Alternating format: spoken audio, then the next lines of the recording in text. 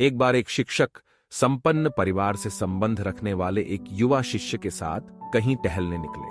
उन्होंने देखा कि रास्ते में पुराने हो चुके एक जोड़ी जूते उतरे पड़े हैं, जो संभवतः पास के खेत में काम कर रहे गरीब मजदूर के थे, जो अब अपना काम खत्म कर घर वापस जाने की तैयारी कर रहा था। शिष्य को मजाक सूझा। उसने शिक्षक से कहा, गुरुजी, क्यों ना हम ये जूते कहीं छिपाकर झाड़ियों के पीछे छिप जाएं?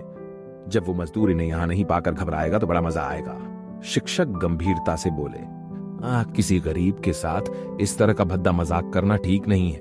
क्यों ना हम इन जूतों में कुछ सिक्के डाल दें और छिपकर देखें कि इसका मजदूर पर क्या प्रभाव पड़ता है। शिष्य ने ऐसा ही किया और दोनों पास की झाड़ियों में छुप गए। मजदूर जल्द ही अपना काम खत्म कर जूतों की जगह पर आ गया। उसने जैसे ही एक पैर जूते में डाले, उसे किसी कठोर चीज का आभास हुआ। उसने जल्दी से जूते हाथ में लिए और देखा कि अंदर कुछ सिक्के पड़े थे। उसे बड़ा आश्चर्य हुआ और वो सिक्के हाथ में लेकर बड़े गौर से उन्हें पलट पलट कर देखने लगा। फिर उसने इधर उधर देखने लगा।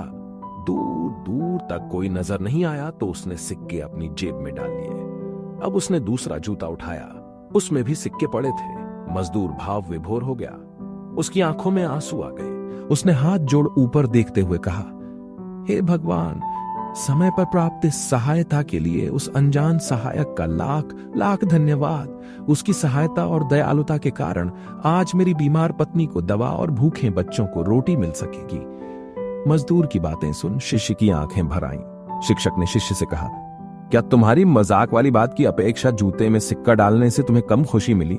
शिष्य बोला, आपने आज मुझे जो पाठ पढ़ाया है उसे मैं जीवन भर नहीं भूलूंगा।